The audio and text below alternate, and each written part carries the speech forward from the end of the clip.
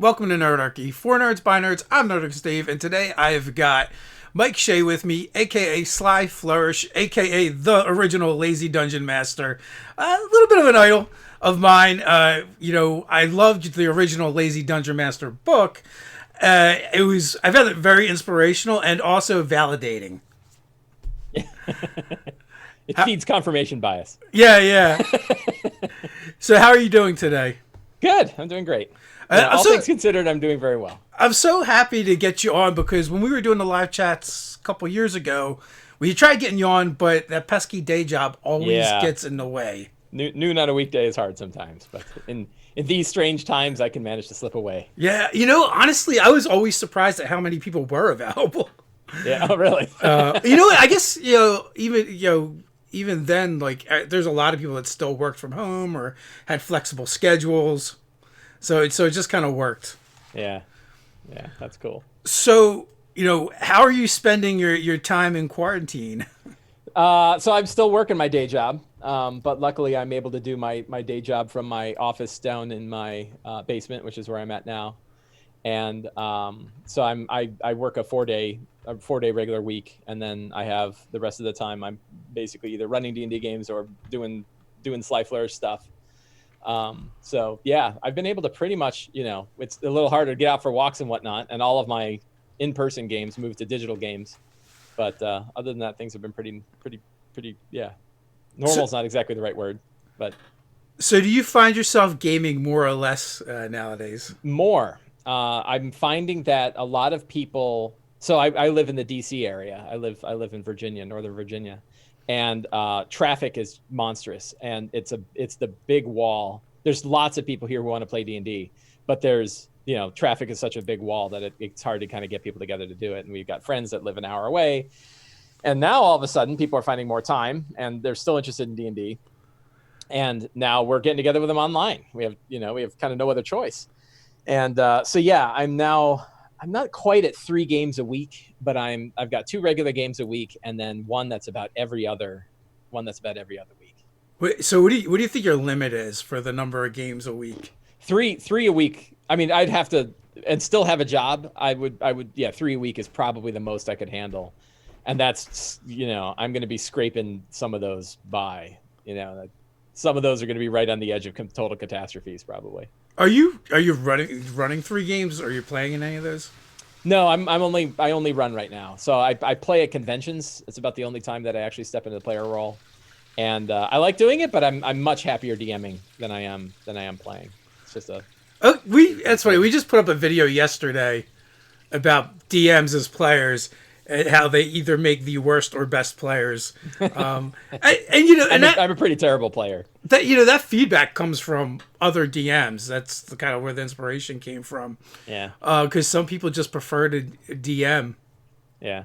I definitely do. Like for me, it's I feel, I feel that sense of flow when I'm DMing, and I don't feel that same sense when I'm playing. Like I'm kind of lost in the moment. I'm not thinking about anything else. I feel, that what I'm doing is really hard, but I'm proficient enough to be able to accomplish it. All those kind of check marks for that feeling of flow hit me when I'm DMing, but they don't hit me when I'm playing. Yeah, I feel like I got some ADHD going on. Yeah. Whatever the letters are. And as a DM, that doesn't affect me nearly as much because I'm focused on what's going on. But right. On a player, it's really easy for me to wander. And get off track, especially nowadays. Like when we were first playing, technology wasn't really an issue at the table, and now everyone, they virtually have a chip plugged into their head. So yeah, exactly right. We're cyborgs and everything but the connection to the brain. Instead, it's just in our hand. Yeah, soon it'll be like the readout will be right on our eyes, and right. we won't even need the physical thing anymore. Yeah. I'll just have a background process running Animal Crossing all the time.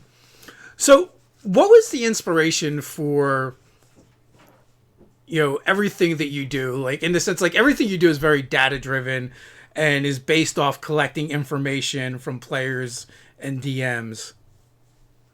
Where did all that come from? Yes. So I don't remember when that particular aspect. So I know when I sat down to write the Lazy Dungeon Master or whatever it was, I don't remember, 7 or 8 years ago or something like that, the first one.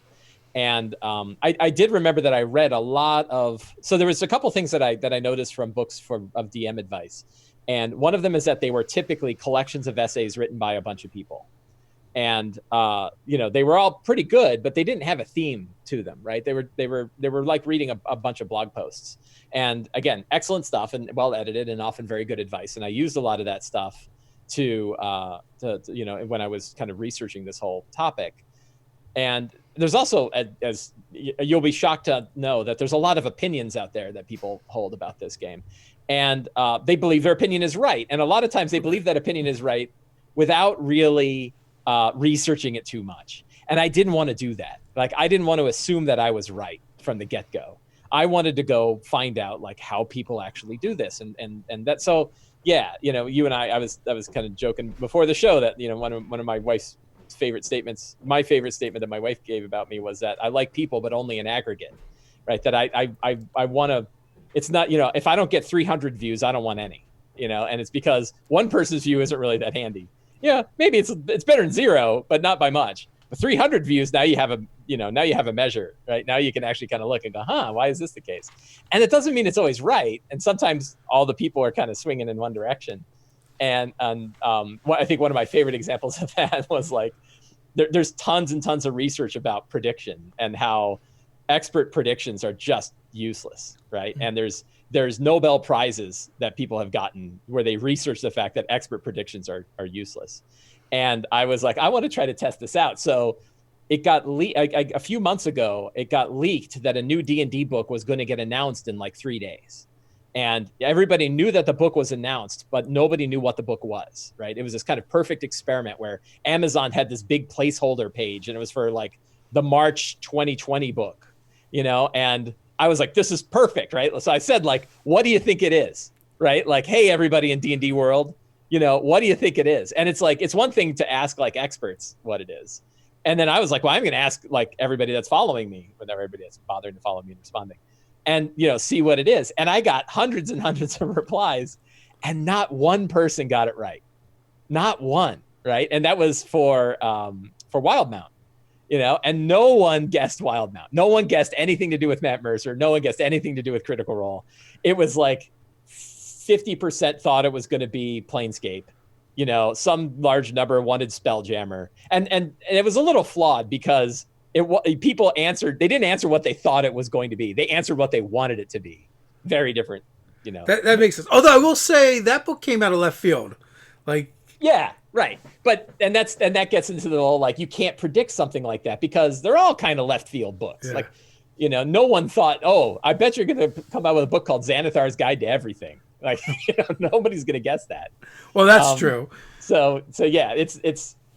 But you can guess to predict this stuff, but it's really hard to predict. You can guess that type of book, I guess. You could, right? Like now we're all saying, "Oh, I bet you there's going to be another Xanathar style book that comes out," and you're probably going to be right if you say probably within the next year or two there's going to be another Xanathar. Well, okay, that's you're shooting pretty wide. You got a pretty big horizon that you're shooting at with a guess like that. Yeah, but I guess we have now we have the Unearthed Arcana to look at that kind of. Like we can kind of tell what they're developing. Kind of yeah. So we can guess a little bit better. But I feel like Wildmount happened kind of like in a bubble. Right. Relatively speaking. Yeah. So so I kind of want to take that same approach when I was looking at dungeon mastering. I really want to understand like how people are doing it, right? And what techniques they're using and how long they're spending on various things. And I've run a bunch of surveys. I had a survey of 6,600 dungeon masters that I ran where I got all kinds of information and tried to correlate different things like, people who are spending more time in their game, where are they spending it, and all this sort of stuff to try to understand how people are playing this game. Because dungeon mastering is such a weird art.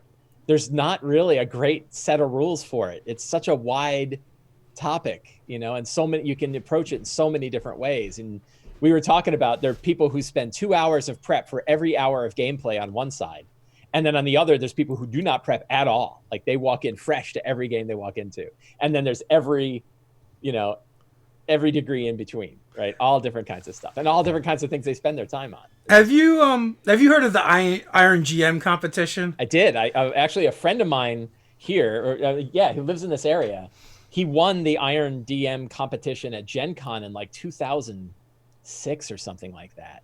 And I met him there, and we have become friends ever since. And now I'm playing with him in 2 days. Yeah. So there was like, for a while, there was this reigning champion Mm-hmm. who, like, you know, the parameters were like they give you 3 things and an hour to work on stuff. Right. And he would leave his 3 things at the table and not look at them. I think that's how the story goes. I would go to the bar and be like, "Hey, call me like 15 minutes before." I would just show up and run, and like he was, you know, he was like the reigning champion for a while. Yeah, there's a performer right there, right? Yeah. Like there's somebody who's just comfortable, and that's actually probably I don't know if it's the number one lesson, but a very strong lesson that I've picked up and I've heard from a lot of people, and I've seen a lot of evidence that kind of aims this way, which is like most of prep is just getting comfortable, right? Like it doesn't kind of matter what you prep, as long as when you sit down as the game is getting started, you feel good. And if you feel good, the game's probably going to be okay, right? Like there's so many factors. And, you know, I find like the players are a huge factor. Like if you have players that just do stuff, it requires less prep. As long as you can react to whatever they want to do, you're golden. But when you have players that really don't do anything on their own, and they need to be constantly stimulated, and you need to goad them, that's when I feel like, you know, prep really helps a lot. Mm-hmm.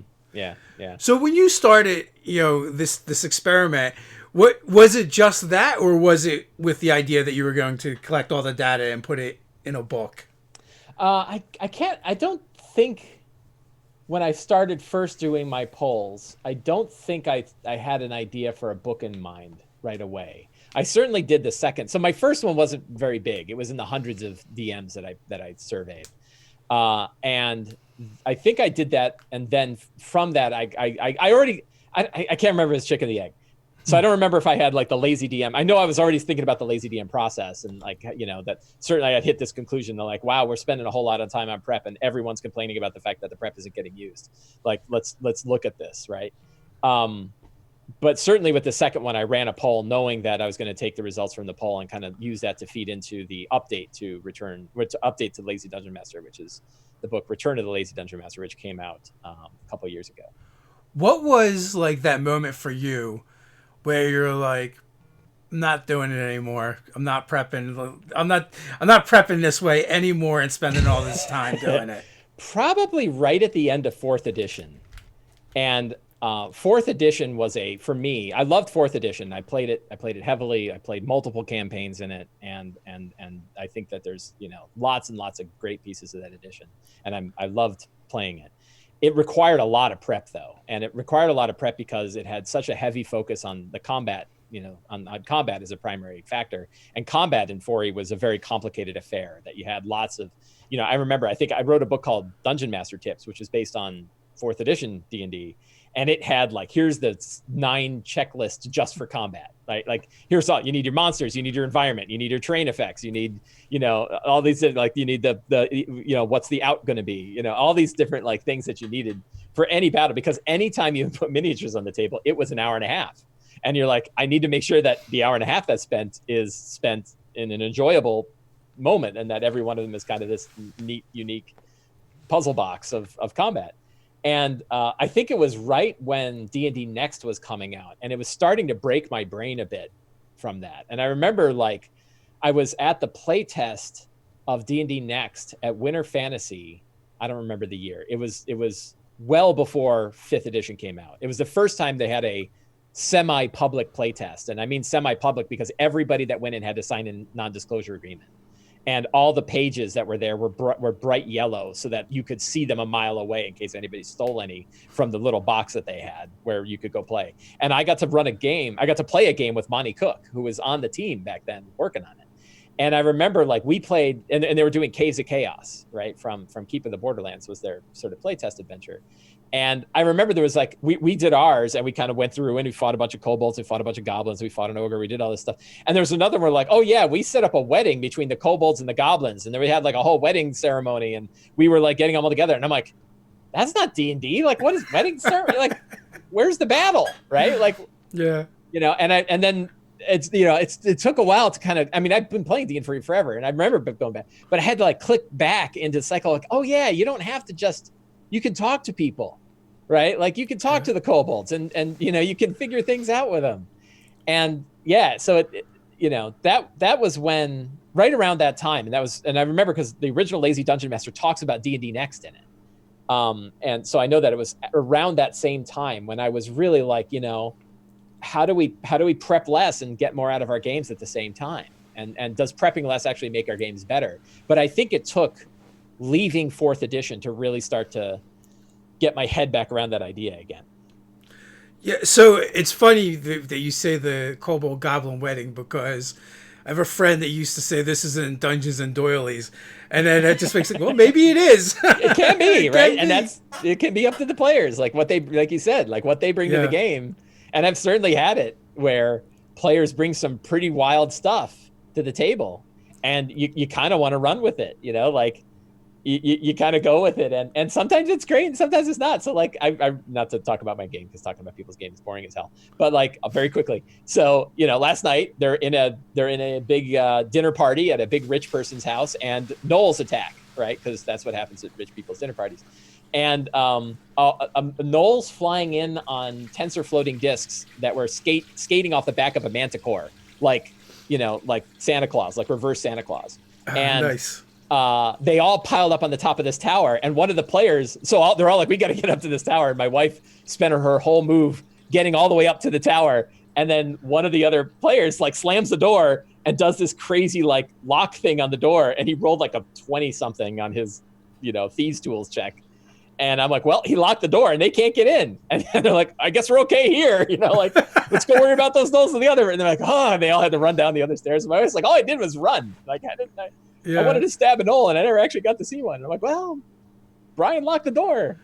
So yeah, everything can kind of change in lots of weird and wild ways. And that's kind of funny. Like, so we have a different perspective just because we're old and we played through all the editions. Yeah. And it took 5th edition to make me realize what I missed about AD&D, the earliest editions, where 3rd edition, they tried to codify and make rules for everything. Right. And also gave you a bunch more choices. 4th edition, they kind of lessened the choices, but they doubled down on codifying things. Yeah, right. And then you get to 5e, where they're like kind of like very vague and ambiguous with some of the rules. Yeah. And that really, and yeah, I guess the design is rulings, not rules. Right. And that really made me think back to the things that I missed from the earlier editions that kind of got missed by, you know, like, oh, here's this brighter, shinier, newer thing. And part of the game that we lost that I didn't even realize it until, you know, decades later. And that's, you know, that's kind of like the beauty of 5e. It kind of takes all these little pieces from each edition, and just, I don't know how they managed to find like the best from each edition, but they did. Yeah, I think there's a little bit. There were a couple small babies thrown out with some bathwater in a few areas. I know that there were some. I miss Minions. Things. Like Minions. Yeah, a lot of people miss Minions. But it's also really easy to throw back in. Right, it's not hard to do Minions. I would say that to me the harsh one was the encounter building process in 4e was so much easier, you know, and it's not an easily transferable thing, because when you have much more linear flat math in 5e. You can't build the same kind of encounter building process that they had in 4, where you had these very steep power curves. And in 4, it was really easy to figure out like exactly what kind of monsters you could throw in a fight that would be roughly equivalent to characters, although high levels, everything went out the window back then too. But in you would have like 5 different kinds of ghouls, because it's like, well, you don't want, you know, you want ghouls to still be a viable monster. So you'd have like ghouls that are really hard at level 2, and then minion ghouls. And I remember they had abyssal ghouls. And like, what that was like, well, there are ghouls that are in the abyss. They're level 28, but you still knock them out with one hit, you know? Yeah. And it was like, they had to do that just because the ghoul would not hit otherwise. Yes. When you have flat math, you can't really do that. So a lot of people look at the 4e encounter building guidelines and say, why can't you just port that over to 5? It's like the whole system doesn't support that kind of thing. But it is something that got missed, I think. 5e encounter building is more art than science. Yeah. It gets better with the later released books. But in the monster manual, sometimes it's just kind of it's a mess. Yeah, it's just kind of hot garbage. Like you put things out there, and also like the whole multiplier thing doesn't work at all. And like, really, CR doesn't mean anything, right? Like the number CR doesn't compare. You can't use it to define anything else. So it's kind of like, well, CR is roughly equal to 4 characters of that level, kinda, but not really. But they were way closer in every earlier edition with the math, and then there's just certain monsters where it's like, yeah, that works for this group of monsters. Then throw some shadows at them, and it's like, or Banshee, right? You can throw Banshees at any level characters because their damage scales up with the hit points of the character they're hitting. I did one encounter, and then like Ted did the math afterwards. It's like this was deadly like 4 or 5 times over, and it was but it was an easy encounter for them. It wasn't hard at all. And then I threw like 2 shadow encounters at them back to back. Not even like an excessive amount of them.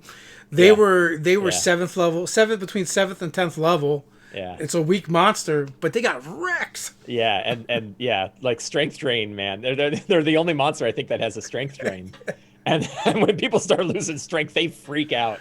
And so I don't know. I'm kind of cool with stuff like that. Like I don't mind that there's some asymmetry to monster power and CR, and a lot of people want like a really nice rigid system where they know exactly how hard it's going to be. And you're like, no, the chaos is the fun part, right? Like not knowing that a battle with shadows is going to go really badly, and a battle against 3 times the deadly level is going to be easy. That's okay, right? Like on the DM side, we always have more monsters. Amen. I just hate it when GMs get precious with their monsters. Yeah. And I'm just like, whatever. They had an easy encounter, so I get them next time. It's not a big deal. Like the shadow encounter. Yeah. They were able to run outside of the tomb into the sunlight and get away. I've had them blender so many monsters just because either my math was off or they were clever. But at the end of the day, they had fun. Like they remember that stuff. The thing you think they're going to remember as a GM, they hardly ever remember. Yeah, and no, right. I don't think people remember the really carefully built boss fights as much as they remember that time they beheaded the vampire in 1 hit. Yeah, that stuff where like... Remember when we killed Strahd in 2 turns? Like, that was awesome. The game Ted was running for us, like, he totally trained the cleric to never, ever use Blade Barrier again. Mm-hmm. Because that cleric, every time he cast Blade Barrier, nearly every time, he ended up in it. That's awesome. There's been so many funny times, or the time that we had this crazy wizard that the cleric cast Warding Bond on, and the cleric was like, I'm going to die because I don't have the action to turn off Warding Bond because this mage won't stop, running up, attacking things with daggers and jumping on top of boulders. And just nutso stuff. So, that's the stuff that, sticks out in players' minds. Yeah. The other one I really have fallen back to, and I call it the 2 thugs in the woods. And the idea is no matter what level the characters are, even when they're high level, having 2 thugs that don't quite see the characters when they show up, who are just sitting there and talking, is such an interesting encounter because we could just kill these guys in 1 hit. But maybe they know something. And then it turns to this, should we pretend to be friends of theirs, or, what can we learn from them? And it turns into this whole scene, and you're 2 CR 1/2 guys against 5 7th level characters. And it's still a 45-minute scene. And it still, has so many options for how they want to handle it. I just love doing that. I think, one of the best things that I've seen someone say is as a DM, we just create problems, right, and let the players figure out the solutions. Yeah. I think you lose something when you start trying to figure out the solutions for them for several reasons. One, as you very well know from GMing and plus all the surveys, players rarely do what you think they're going to do. Right. And you don't really want them to, right? You want to play to see what happens, right? As they say in Dungeon World. And I call it situational based DMing of where you develop a situation, you put the situation in there, you drop the characters in, you say, okay, now what are you going to do? And then you kind of steer things you're watching wow, everyone's bored. Like, Yeah. let's have Noel's attack, So how do you, how do you kind of move things into directions where it's continually fun? But yeah, it's almost like setting up heists. It's almost like, how do you set up almost not quite every encounter in D&D, but how do you set up many of them as a heist of like, you have an objective, you have a place, you have a bunch of things that are going on at that place. The characters can scope it out, but they don't have all the answers. Some weird variables are going to come slicing in from outside, and then, throw it on the table and see what happens. Yeah. It's a great way to run. Even with like games. puzzles and riddles and stuff like that anymore. Sometimes I come up with an answer beforehand, but many times I don't. I'm just like, I don't know. Let's see what they come up with. Yeah, I think puzzles and riddles and stuff like that are probably something that I have left behind. Like I can't think of the last time I ran like a puzzle or a riddle. And I do remember running like Tomb of Annihilation relatively recently. And the puzzles in there are they're all sort of like screw you puzzles. And, I remember like my players were getting to the point after about the 12th room like this, where they're like, I don't even care what it has to say. It's just screwing us anyway. Like, don't bother to try to figure it out, because figuring it out probably means you're going to get disintegrated, So they're just like, it was like just kicking over pots and, hitting switches and just pulling them up and down. Like, we don't care, and it's because every one of them was like a triple take, like, if you think that's what you should do, that's not what you should forget about it. Yeah. So I know you do a lot of the official adventures. Do you do much homebrewing or third party stuff? I am now. Yeah. So I've certainly done third party stuff. I like so in the games that I run on off weeks, I often fall back to like COBOL Press adventures and stuff like that. So I was running Tales of the Old Margrave for a group, which I enjoyed a lot, and actually I'm probably going to be running one of the adventures in that book on Saturday. And so when we finished Ghosts of Saltmarsh, I asked my groups if they wanted to do Eberron or they wanted to do Avernus. And I said, you have 99 cents and you have to put the pennies in these two cups, which one's going to have 49 and which one's going to have 50. And they said, Avernus or Eberron pushed over on Avernus by about 1 cent. So he said, okay, we're going to do Eberron. And I have two different groups and both said Eberron. And I don't have any published big Eberron campaign books like the other ones. So I said, I'm going to homebrew this one and we'll see how it goes. And that's been an experience. I homebrewed some other stuff. Like I ran a 10-week Shadow of the Demon Lord campaign that was mostly homebrewed. It had some stuff that I took from Schwab's Adventures, but most of it was homebrewed. And but this one is pretty fresh. Like I'm stealing material from a couple places, but the story is my own and the direction that's going is my own. And yeah, that's uncomfortable for me. I'm not used to it. Eberron is the only official campaign setting that I've ever run. Everything else has been pretty much homebrew.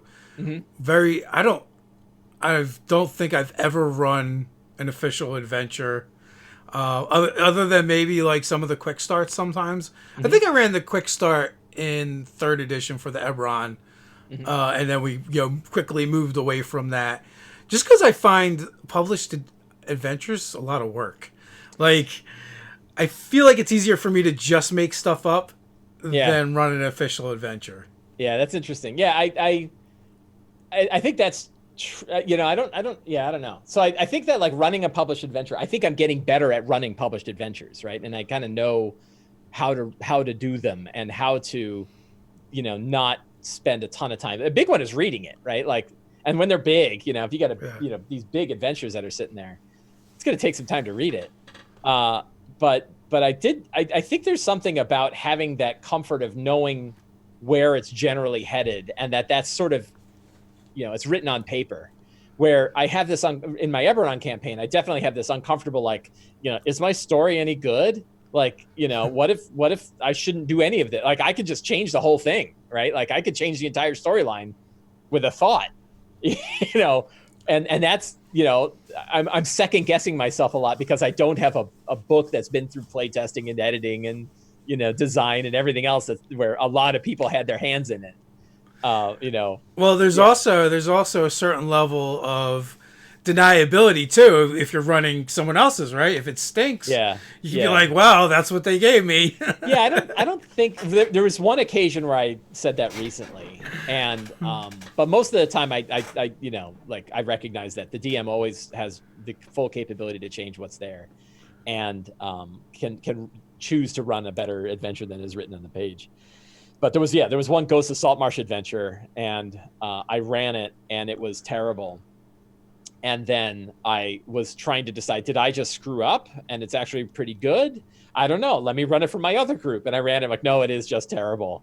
The same dragged a whole other group for it before, like, okay, it is terrible. And here's why, right? Like, the dungeon design is terrible. And, it's just a slog, right? It's just this, it's like a death trap dungeon, but a boring one, you know? So, yeah. It's the worst death trap dungeon ever. No one even definitely died. Yeah, so no one died, but it's like, but they sure got backstabbed by specters a lot, you know. And it was just every 3 feet was another trap they had to disarm, and it was just not, you know, it definitely went from the sinister threat of death to just being a boring slog. Yeah, you know what? The problem with doing a lot of traps is all you really teach your players is slow down. To bring your game to an ass grinding halt. Right. Yeah, I will oftentimes kind of not exactly pull the curtain back, but I will say, like, you thoroughly examine the door and you are sure it is not a trap, right? I'll just go way past it, like, and then generally, you know, many times I'll make a joke. I'll say, like, you know, last night, you know, you were confident that if you step off of this tower, having seen the guests step off of this tower and feather fall below, you are confident that the magic that is surrounding this tower will allow you to do the same thing. And she's like, okay, I step off the tower. I'm like, yeah, you fall to your death, you know? And she's like, oh, and I'm like, I'm just kidding. You're fine. So, you know, generally speaking, I won't tell them when it's not safe, you know, but I certainly will tell them when it is, just to move the, you know, like, let's just save ourselves 4 checks, you know, and 4 rolls and a bunch of guidance and a bunch of assisting and all kind. Oh, hang on, let me try, you know, and just door's fine. Yeah. So, you've already mentioned one, but what other games are you playing other than D&D? Boy, what is another game? I'm into Ironsworn currently. I picked up right before this whole COVID-19 thing hit. I lucked out and bought all of the print copies of Ironsworn. And what I dug about Ironsworn is the idea that it kind of starts first and foremost as a solo D&D game. Or solo RPG. So you can build your character and build your world and sort of go through the process on your own and tell a whole story about a character. And I really dug that idea. It kind of, the pedigree of it is that it takes a lot of concepts from Dungeon World. It's got a lot of concepts from Fate, and I think Blades in the Dark, and it sort of takes these together and sort of mashes them together into this sort of almost Iron Age RPG. And you can play it solo, you can play it co-op without a DM or without a GM, or you can play it what they call guided, and where you have a GM. And I had heard it referred to as like as GM training, right? GM cross training, where like you can kind of do it if you're bored and you're not having anybody to play a game with. You can kind of do this, and it's wiring neurons in your head for the kind of improvisational creativity that you're going to be able to do as a DM at a game. So I've only played through like one scenario myself, and then I got busy doing a million other things. But I really dig the design of it, and I think it's a pretty interesting game. Is that an Apocalypse engine? So it's a loose variant. So it doesn't have the 7 to 10, 1 to 6, 7 to 10, 11 and 11 plus sort of structure. It has like target dice. So you it's almost like you roll the DC and then you roll your check against the DC at the same time. And then different variants of the dice can kind of determine whether or not you have success or partial success or failure. It still has that sort of pure success, partial success, and failure. One neat thing it has is something they call the Oracle. And the Oracle is essentially a whole pile of random tables that have these sort of inspirational keywords on them. And so when you need to ask, when you say like something bad happens, what happens? Then you kind of go to, it says ask the Oracle, and you kind of roll a D100 against the Oracle, and it'll give you like, it'll say fire, and you're like, oh man, something got set on fire, right? And then in your head, you're sort of building the story of what does that mean, and how do I turn that into something that happens in the story. So yeah, it's a fun game. What else? We're playing I'm actually a player in a game that we just started, Traveler. You familiar with Traveler? I haven't ever played this before. Science fiction RPG. We had one session that was just so far building characters. Did you survive character creation? I survived character creation. I think our GM said like, you're probably going to survive. But I thought that was a really neat, like having the stages of character development where early career and mid career and long career. And then you kind of stop and say, it's almost like playing craps. Like, when are you going to just stop rolling and cut your losses before you age out and I don't know. I haven't played it. I loosely know about it just from, there's so many stories from character creation about that game. So we haven't even played a session yet. But we did get through character creation, my wife and I, and some friends of ours, and we enjoyed that. Nice. So are all your games for fun, or are you streaming any of them? They're all for fun. And so I did stream a game with Henrique Bertrand, the new BDM. So Henrique and I, we get along very well. He and I met at Gen Con a decade ago, I think. It turns out that we're born the same month of the same year. And we both kind of got started in D&D around the same time in our lives. And we just hit it off, right? We're just, you meet somebody and your humor levels hit like at just the right level. And so he and I have been longtime friends online, everything like that. And we were talking about how interested we were in Dragon of Icespire Peak and the D&D Essentials kit that came out. And the fact that it had one-on-one D&D. And we were both eager, like, we want to see what the hell this is like. I'm like, well, let's do a one-on-one D&D game. And let's stream it. Like, it'll be the first time that, I don't really have games that I've streamed online. I've got like one or two one-shots that I've done. So I said, let's stream this, and it'll show, we'll have a streaming game with the two of us that we can share. We will have, we'll go through Dragon of Icespire Peak, which may be the second most popular 5th edition D&D adventure here pretty soon. And we'll show what it's like to run it, and we'll get experience running it. And we'll look at like what one-on-one play is like. And so we had, I think it was about a 9-session campaign of about an hour and a half each session before we reached the end of the campaign. And it was just a blast. Like, we had so much fun. And I didn't realize, like, it was really worth doing. And I didn't realize how fun one-on-one D&D can be. Because I always thought that it would be second to playing with a group. That, like, the synergy of having 4 or 5 players at a group would be, you want that sort of banter and back and forth talk. But what I didn't realize is, like, when you play one-on-one, you can focus 100% of your creative energy on the background of the character because they're the only one, right? You don't have to worry about merging 5 different background stories together, or, oh crap, I ignored this person's thing, and who's getting the treasure today, right? All of those kind of, trying to get everybody to align in the same direction goes away because there's only the one line. And whatever way he goes is where it's going.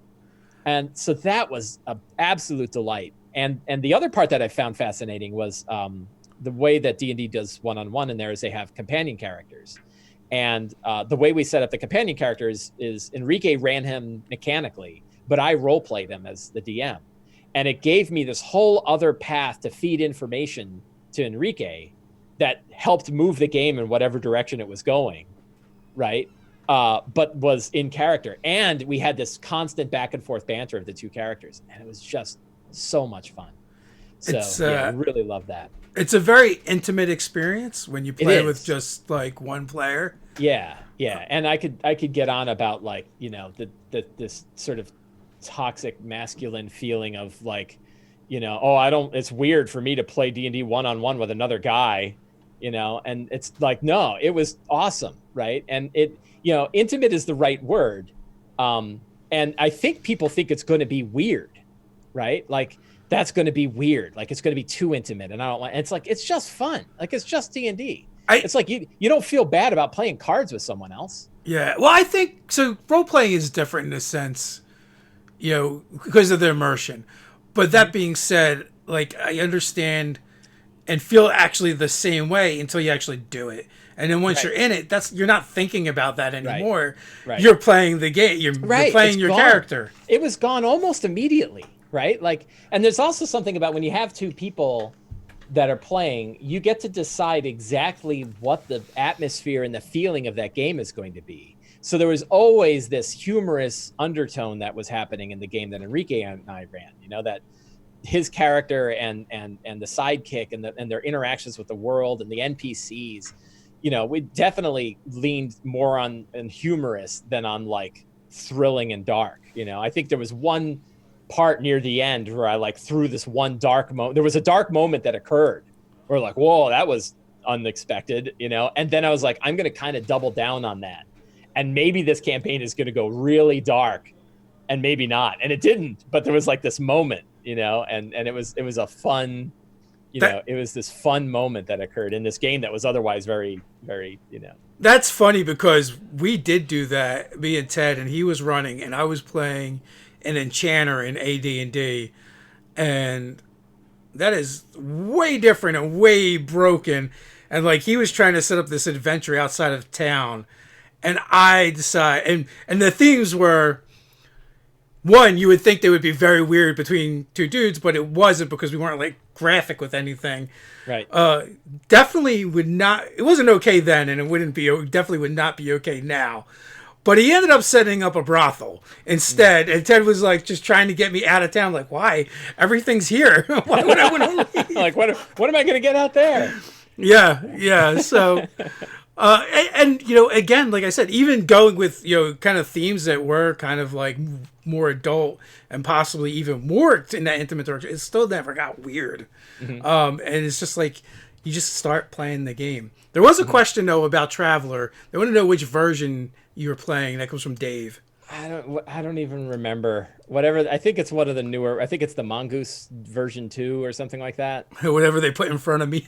Yeah, pretty much. Because like I got so many other. Even just in my D&D world, I've got like 5 balls in the air. Yeah. And so when a friend says, "Hey, do you want to play in a game?" I'm like, "Yeah," but you're only going to get me at that game. Like, yeah. He's already said like, "Hey, can you finish your character sheet and send me a copy?" And I'm like, "Yeah, I'll get right on that." And I'm like. And you like show up with the character. Yeah, I know. I'm going to be, sorry. I'm very busy. You know what? I'm the same way. And I, also like, I don't have the headspace until it's time. Yeah. To do the thing. And it's like, I don't know. I'm going to build this character in like 5 minutes, before we start playing. Right. And I'm not going to invest much into it until after we start playing. Just because. Yeah. Just because, I don't do like elaborate backstories. I really just build it while we play and leave it kind of open to what's going on in the game. Yep. But I totally get that. I'm just not a great player. Well, that might be it too. I just might not be a great player either. So, yeah. What are you going to do? So what are you working on nowadays? So I am working on a project currently with a couple of partners. We are probably going to have a Kickstarter in the next month or so, I think. And we started work on it late last year. I'm being very vague, unfortunately. But it's always kind of interesting to try to the community is and sort of this whole hobby space. There's so many creators in it now, and it's gotten so big over the past 5 years. Like, I think it's doubled twice. Like the amount of people playing, well, I'm kind of making up a number here, but I got some data. I got a little bit of data to back this up. That like the number of people that are involved in D&D has basically doubled twice in the last 5 years. It's so many more people are playing D&D now than they were. And if you were to take all of the people playing D&D currently and pluck any one of them out of that pool and look at them, you would discover that they have likely only been playing D&D for 2 years, right? So many new people are getting involved in this game that have never been in it before. And to try to figure out what they need, like the question I always ask myself whenever I'm doing any, other than if I'm prepping a game, it's how do I make that game awesome? But then if I'm working on Sly Flourishy stuff, the question is like, what do people need? Like, how can I help more people play D&D? And how can I help do the heavy lifting so that it's easier for them to play, right? And yeah, this new project that two folks, two that one of which has been on your show. Ooh, I know who that is. So we said, hey, we all want to work together on this thing. Yeah. And we had an idea, and we kind of shot a few big ideas, and then we shot a bunch of small ideas, and now we've got it. And when we've got, we wrote basically half of it, and we got an art, we got a badass cover, and so yeah, we're working to put a Kickstarter together for that, and that'll probably take the rest of the year. So that's going to be probably a more specific product as opposed to where the Lazy Dungeon Master series is not, less so, more generic. Right. It is not another, it's not a DM advice book. Yeah. It will have some DM advice in it, but like little sidebars that say like, hey, here's, be nice at level 1, right? Don't stop killing level 1 characters. Make them love the characters first. Yeah. Then you kill them. Right. Give them 5 extra hit points. Go ahead and give it to them. Well, that kind of stuff. Like, that kind of stuff is more useful anyway. Like, even when we did our Kickstarter, we knew, and going forward, we would much rather do drop-in content that people can just dissect and use. Yeah. Than an adventure path or, a campaign setting. Yeah. Yeah. Yeah. So, like, my last project was a book of adventures called Fantastic Adventures, Ruins of the Grendelroot, which is 10 underground adventures on an underground town, and you could sort of grab them and run them in any order you wanted. You didn't even have to play them underground. But what's funny is that people are still more interested in the original Fantastic Adventures than they are in the new one, even though they cost the same, and the other one is twice the size and has twice the material and way better art and way better design. The second book is definitely better than the first, but the first is outselling it significantly. Yeah. Because people want that more universal, like, just give me 10 adventures. I don't know what the hell a Grendelroot is. Not all my adventures are underground. And, so I'm going to go for it. And you're like, oh, they're really good. I believe I got the first one on the shelf somewheres. Mm-hmm. Fantastical Locations. So Fantastic Locations was one I did about 6 years ago now. And that one never really hit it off too well. I thought the idea was a good one, which is like, what's a monster manual for places, right? Like, you don't have trouble pulling the monster manual off your bookshelf and coming up with monsters, but places are hard. Good places and interesting places are hard. So what if we gave you a book that had 20 places that you could use as like I don't have anything ready. Let me grab one of these places and use them. And I think that I'm paraphrasing, right? I'm making up things I don't know are true. That's a weird concept for people, and they're like, I want an adventure. Like you're doing some of the heavy lifting, but not enough of it, right? And I want more heavy lifting. So I'm like, okay, what if I gave you 10 short adventures, level 1 to 5, that you could grab and run those, and I'll set them around a town. But the town could be anything, and you could rip that town out, put your own town in there. You could put them anywhere that you want in any of your games. And that hit it off well, and that's been my second biggest seller next to Return of the Lazy Dungeon Master. And I think that one hit it off. And then I was like, okay, well, I'm going to do the same thing, but underground and with a little bit more of a connective theme to it, right? And I'm hoping that like it's just waiting to hit its stride, and all of a sudden everybody's going to love this thing. But for the time being, I think that having that theme over it made it less usable for people, or they think it's going to be less usable than it was. So, the new thing is going to be, it's somewhere in that spectrum. I think part of it is like, might even just be like the number of new players. Like, there's so many times online where I see people ask permission to do all kinds of like things, and I'm like, you don't gotta ask. You don't gotta ask anyone. Like, well, I'll tell you, if you want to get me fired up, the time where people ask for permission that drives me bananas is when they want to make things, like when they want to publish products or they want to write adventures and stuff. And they've built this idea that like, if Wizards of the Coast doesn't back you, you're not worthy. And it's like, that is not true, right? Like, no one's in your way. You can make anything you want, and you can put it out there, and people will love. No one owes you their love. No one owes you their money or their attention. But no one's in your way either.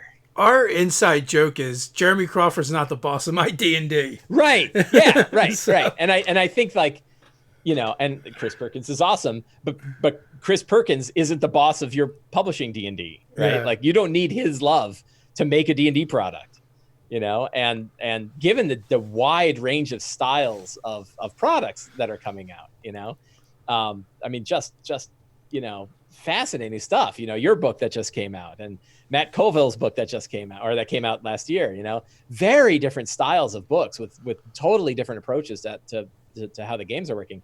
You don't need anyone's permission to try that stuff out. Nope. You know?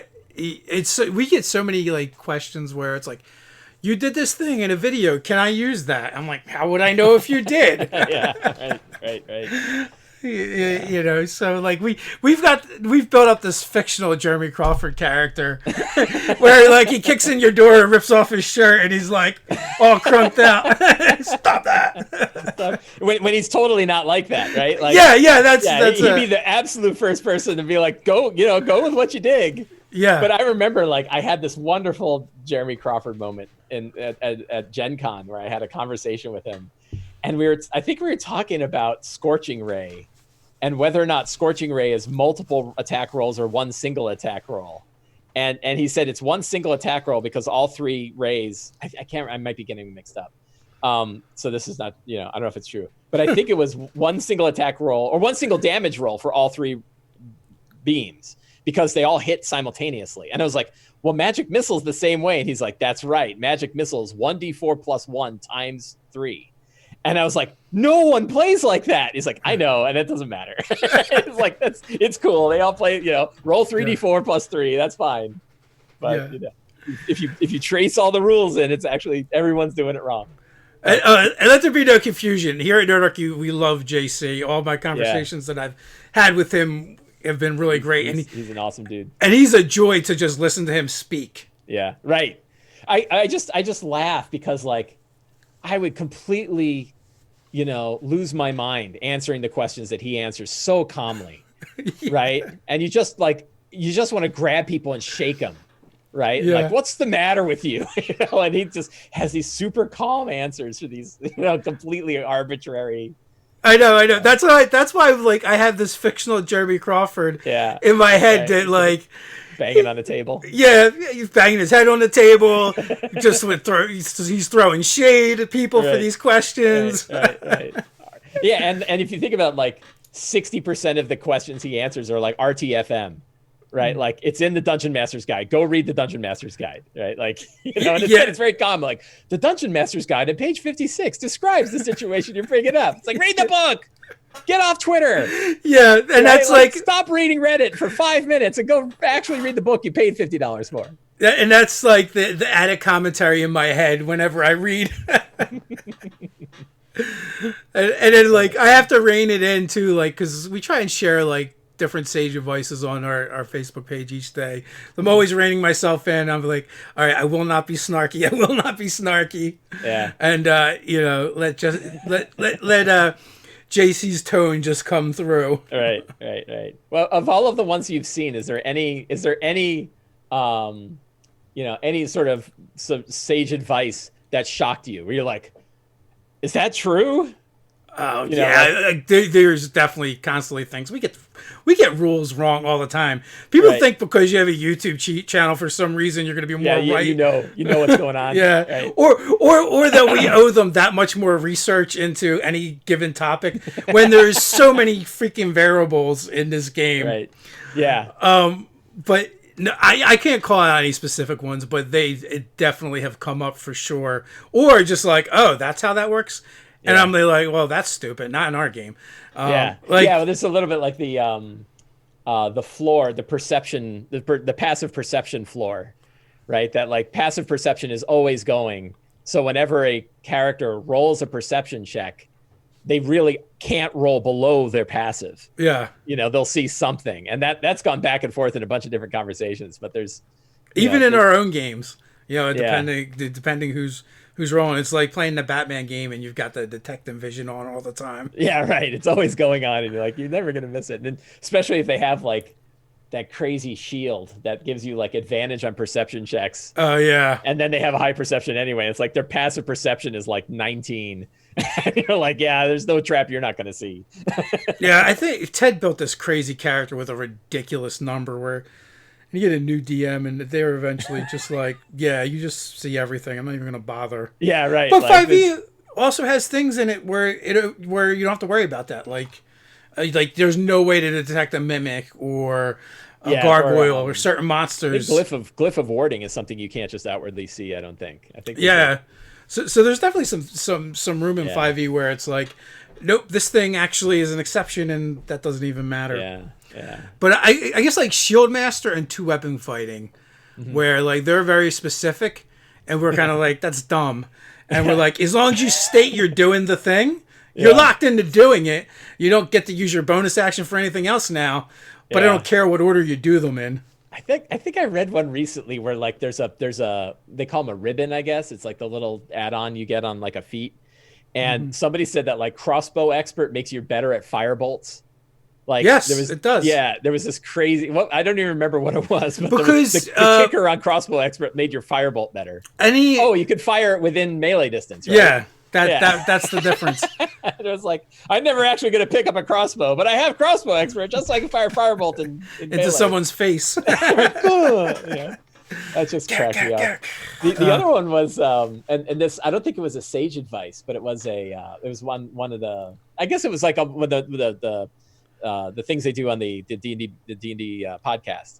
And they were talking about surprise and initiative. And I was like, I've been doing both surprise and initiative wrong for 5 years. Yeah. Right. Like I've never done it right. Like I've never done a surprise round right, and trying to get, and my players were totally fine with the way I was doing it, which is like, sometimes a monster gets a drop on you and they attack and then we go ahead and roll initiative and everybody goes, So I had these like super fast ways to handle initiative that was essentially like non-initiative. Like if you clearly got the drop on the monsters, you just got to attack them and then they would go right after you did. And then we just go around the table. We've done that kind of stuff too, or one side just goes and then we roll initiative and start from there. Yeah. And then when he was like, yeah, there's actually no such thing as a surprise round. And you're like, is that right? Like, what? Like, let me go get the player's handbook and read it. Like, yeah, it's more of a condition, but it's not. Right, it's a condition that's not listed. Mm-hmm. Yeah, and it's weird because it's a condition that's dependent upon. It's like a quark or like Schrodinger's cat. It's like it's a condition that's dependent upon who's watching it at the time. Like you could have the condition between you and one person, but not between you and another. Yeah, and so it's a strange one. Yeah, I mean the passive scores are like that too, where it's like they put passive perception in, and then they like flippantly just mention other passive checks. Yeah, right. Right. I don't think they're like in the book anywhere else. Yeah. I forget. It's like there's passive perception and passive insight, but there's another one too. Investigation. Is it investigation? Yeah, because it's like, what is it? Doesn't have a block on the character sheet, but it's still. Yeah, like observant gives you. Yeah, right. Gives you the bonus or whatever. Right. So, just I don't know. They're just the little foibles of the game. Ain't getting in the way. Yeah, we're still all telling stories and having fun. And yeah, that's what it's all about. Yeah. So, lost my train of thought, but that's all right. We have had barely any questions. I know. We usually get a bunch of questions. So what that means is they're enjoying listening to you talk. Oh, that's good. Yeah, it's better than like where they're not even here. Yeah. Like everyone's like, why am I watching this? I'm gonna go get some lunch. No, I'm just glad I was finally able to get you on. I mean, we had to have an apocalypse to happen, but Yeah, pretty much. At least we're doing okay. Yeah. What are you gonna do? Yeah, I'll tell you that's something that's been really interesting and stressful and fun and all good things is like switching to online play, which was like a whole area of the hobby that I was like, well, I don't really do it, so I can't really speak to it. There's lots of people I know that are really good at it and do it a lot, so I'm just going to sort of let them carry that torch, and I'll just refer people.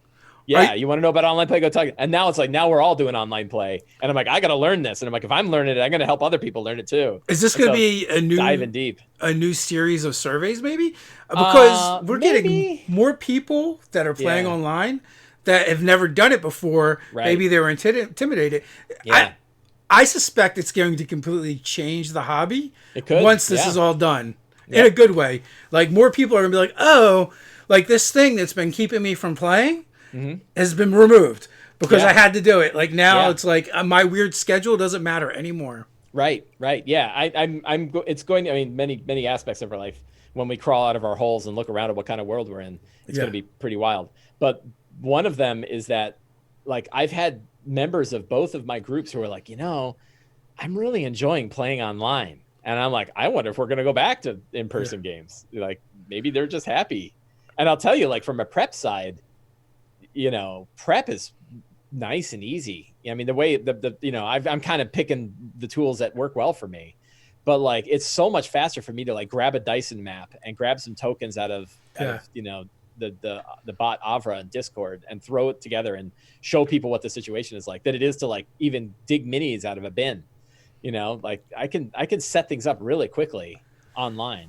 We played a game. Actually, I just played a game this morning before coming on here. We had our in-house game, and like we completely theater of the mind. We just used a Zoom call, and there's no screen sharing. There's no maps. It's just like matter of fact, we've even done a video on your theater of the mind guide. Yeah, I remember. Yeah. And we use a lot of that. Yeah, and it works really well, especially because like we came from a very antagonistic DMing background when we played in the early days, and that's why we went away from theater of the mind, because it's like, why is the ogre hitting the wizard in the back all the time? Like we need to see this. We need to see this set up, and we would get out our D4s for the adventurers, D6 for the monsters, and we would use like pencils and mini Kit Kats for the walls and stuff. Well, it's funny. We actually got some flack for it because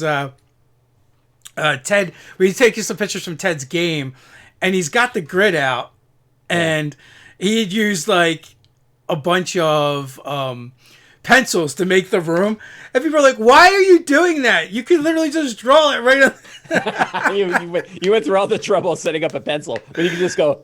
Yes. Yeah. So our trick has been so I don't use Roll20 or Fantasy Grounds or anything like that.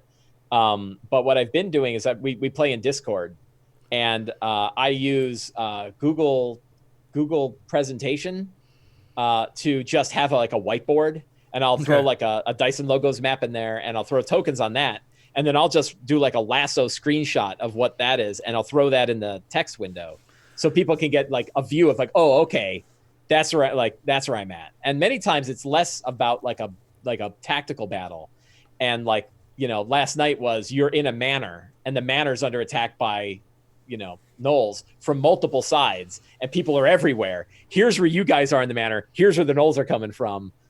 Here's that secret entrance you found that goes down into the vault. And it's like many rooms, so that they could see the whole picture of the entire manor at once, rather than, like, here's this one battle arena.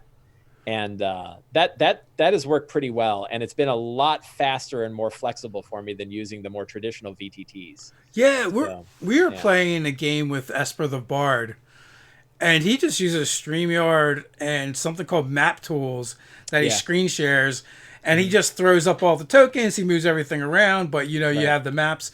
It's like a very manual VTT. Like sounds like kind of like what you're doing. And that's the other cool thing that's coming from like doing all this different stuff, is seeing like there's so many different ways to do it. And if technology is in your way, remove it. Get down to the barest minimum that you can function with and still run your game and have fun. And then, as you become more proficient with those things, if you really wanted to, you could always add in advance and add them to your game. So that's worked. That's been exactly my experience so far, is that we started with like voice chat. Like, we need to have a way for us to be able to talk. And we chose Discord because we were all kind of up on Discord already. And I knew that it had a lot of expandability for things. So we chose, like, Zoom works great too, but like none of us felt like paying for a Zoom subscription. So we're like, well, Discord's free. And Discord just added video into their audio chat now, so now you can. With my son video shows up. Yeah. My son was just telling me that before we we used it last night. got started. Really nice. He's like, accidentally double clicked the thing and the video opened. Yeah. The cool bit is like, just grab your dice on your table and roll your character sheet, and you don't need to use any other technology. You can we'll just do it that way. And then it's like, but if you want, and you're already using D&D Beyond, the Avre bot is really nice. But an Avre could just be dice roller in chat, or you can actually integrate it with the character sheet. And so some of the players who are kind of like, hey, I've got the time to kill, I'm going to go figure out how to do that. Oh, they're coming up with macros, and they're coming up with all kinds of interesting ways to do it. And so most players in my Wednesday group do that. And then as the DM, I've started getting better with it too. So yeah, it feels like I don't have to, like, it's not in my way. Yeah. Right. It's something that I'm adding that makes it a little like, now I can roll.